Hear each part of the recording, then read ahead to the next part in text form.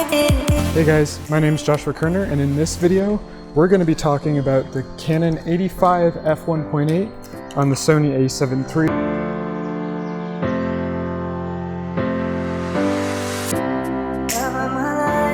And this is through the MC11. So the reason why we're doing this is because when you look at the numbers, the Canon 85 f1.8 comes in at like 350 bucks, which is not very much. The Sony comes in at 550, 600, depending on the sale of the season.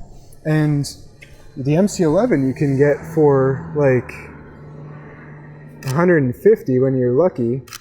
And it normally retails for 250, but you can almost always get it for, 150 if you just wait a minute. If you already have Sigma lenses, if you already bought Sigma lenses with the adapter, you'll have it, so it's free. So when we're thinking about this, there's a number of things, right, that we got to think about. First off, price, because ostensibly you're wanting to not spend the hugest amount of money in the world because you're watching this video.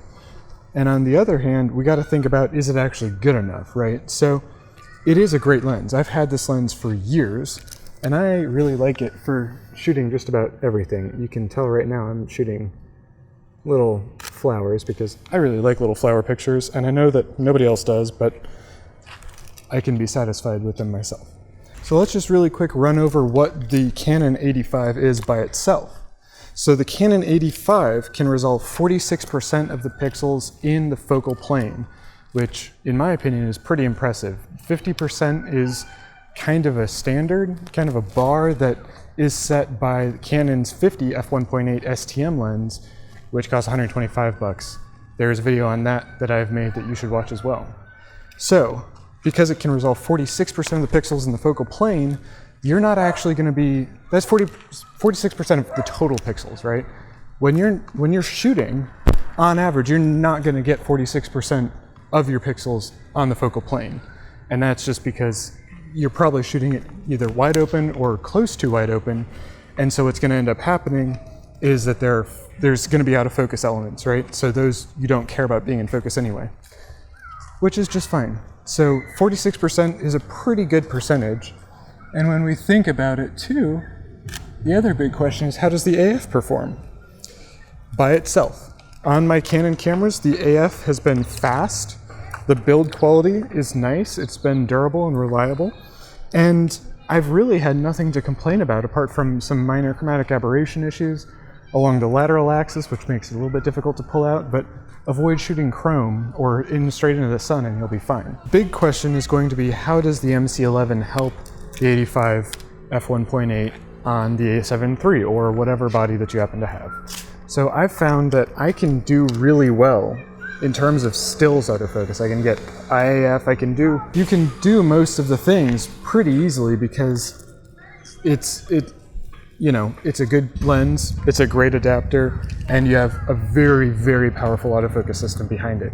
Now, the weakness is always going to be continuous AF in video, at which point it totally falls down. The other point at which it totally falls down is going to be image stabilization, because it doesn't have any by itself on the lens.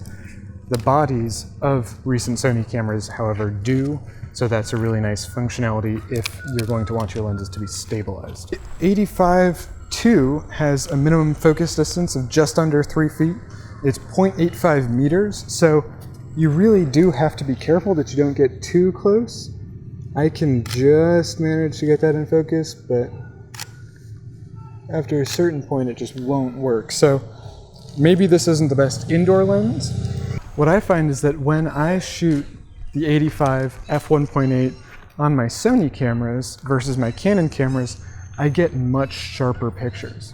So although there's vignetting that you're always gonna have to deal with, I believe on this lens it's 1.3 EV in the corners, you're really going to be able to make up for that with some nice sharpness that you are only going to be able to get because this is on a mirrorless camera.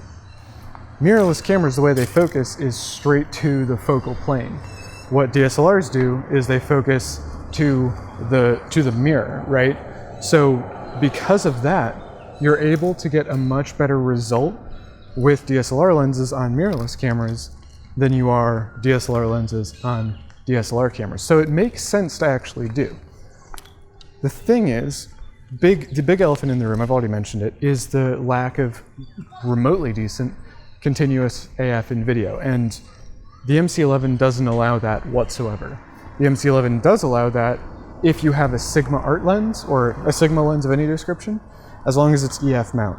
Now, I have found that I really like just snapping away with this lens because it's a very flattering focal length. You get a ton of bokeh, and I don't mind a little vignette. I don't mind a little chromatic aberration because I mostly love the bokeh, frankly.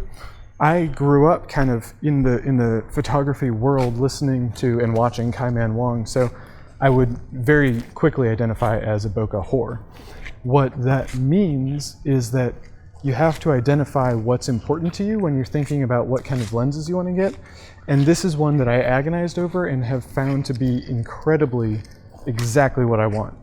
Now, I haven't used it too much on my Sony yet, just because I've also been using the Tamron 2875, which I got when I got my Sony a7 III, and that's a great lens, and I've never really had much experience with f2.8 zooms. Actually, just straight up never had any experience with them, and so I've really enjoyed using that. That being said, for the professional shoots that I have upcoming, this is going to be a lens that I'm going to choose to use because it's fast, in low light situations, in variable light situations where you can't control the lighting, and that's really important to me. And for stills, you can shoot the full 10 frames per second, 11 frames per second, whatever it is, because the autofocus can keep up, because the motor in here is good. It's a USM motor. Those are very professional grade. It might not be, the Uber ring type motor, but it's more than good enough. So all in all, when I'm thinking about the 85 f1.8 from Canon, I'm saying to myself, do I want an 85? Yes. Would I rather have the Sony native lens? Absolutely. Is this going to be more than good enough? In all likelihood. And in my experience, absolutely, right? Because it does the job. It's the same fundamentals. It's an 85, it's f1.8, and I really enjoy using it. It's not too heavy. It sticks out a little bit further than I'd like, but it works. And that's the big thing. Do you need the absolute best, or do you need something that works? Because oftentimes I find that when I'm shooting video, I find that I don't need a long lens. I want a little bit of a wider lens. Right now, I'm being filmed on the 30 f1.4 on my Alpha 6300. When I've shot on my a7 III with the Tamron 2875, I've opted more for a 35mm, and I've really enjoyed that. So what I'm trying to say is the downside, the lack of continuous AF in video, is not something that I'm ever going to deal with.